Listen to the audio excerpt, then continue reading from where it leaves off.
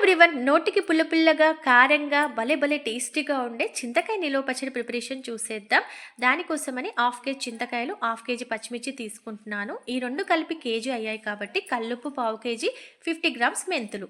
ఈ మెజర్మెంట్ కరెక్ట్గా ఉంటేనే పచ్చడి అనేది 2 ఇయర్స్ వరకు కూడా పర్ఫెక్ట్గా ఉంటుంది, లేకపోతే మధ్యలోనే పాడైపోతుంది.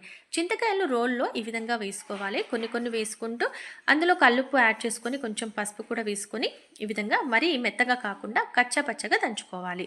అప్పుడే పచ్చడి టేస్ట్ అనేది బాగుంటుంది. దీన్ని ఒక ప్లేట్లోకి తీసుకొని తర్వాత రోల్లో కొన్ని కొన్ని పచ్చిమిర్చి వేసుకుంటూ కల్లుప్పు కూడా యాడ్ చేసుకుంటూ మరీ మెత్తగా కాకుండా నేను చూపించినట్టుగా కచ్చపచ్చగా దంచుకొని ఈ విధంగా ప్లేట్లోకి పెట్టేసుకుందాం. తర్వాత ఇందులోకి మనము కొంచెం పసుపు వేసుకోవాలి. తర్వాత ఏ పచ్చడిలోకైనా ఎల్లిపాయలు ఎక్కువగా వేసుకుంటే టేస్ట్ అనేది అదిరిపోతుంది.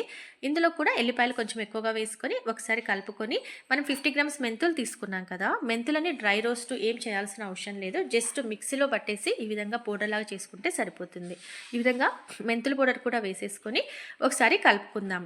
ఇదంతా బాగా మిక్స్ అయ్యేటట్టు కలుపుకున్న తర్వాత ఒక్కసారి ఇదంతా రోల్లో వేసేసుకొని కొంచెం కొంచెం వేసుకొని మనకి వీటిని మెత్తగా కాకుండా ఒక్కసారి విధంగా దంచుకుంటే సరిపోతుందన్నమాట. ఎల్లిపాయలు అవి కూడా మెత్తగా కావాల్సిన అవసరం లేదు. జస్ట్ ఇదంతా కలిసేటట్టుగా ఒకసారి కలిపి తీసుకున్నట్టయితే, ఈ విధంగా దంచుకొని తీసుకున్నట్టయితే మనకి చింతకాయ నిలువ పచ్చడి రెడీ అయిపోతుంది. ఇది కొంచెం మక్కిన తర్వాత అయితే మంచి టేస్ట్ వస్తుంది అనమాట. ఒక 10 డేస్ తర్వాత అయితే మంచి టేస్ట్ వస్తుంది. అందులో కొంచెం పచ్చడి ఉందని చెప్పేసి కొంచెం రైస్ వేసేసుకో అలా కలుపుకొని తిన్నాము. నోటికైతే పుల్లపుల్లగా కారంగా భలే అనిపించింది. మనకి ఇది ఒక బాక్స్లో స్టోర్ చేసుకుంటే ఒక 2 ఇయర్స్ వరకు నిల్వ ఉంటుందన్నమాట.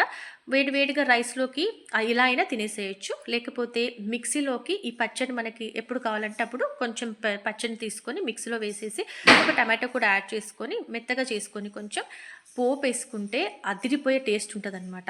వేడివేడి అన్నంలో నెయ్యి వేసుకొని పచ్చడి వేసుకొని తింటే చాలా చాలా బాగుంటుంది. డెఫినెట్గా మీరు కూడా ట్రై చేయండి.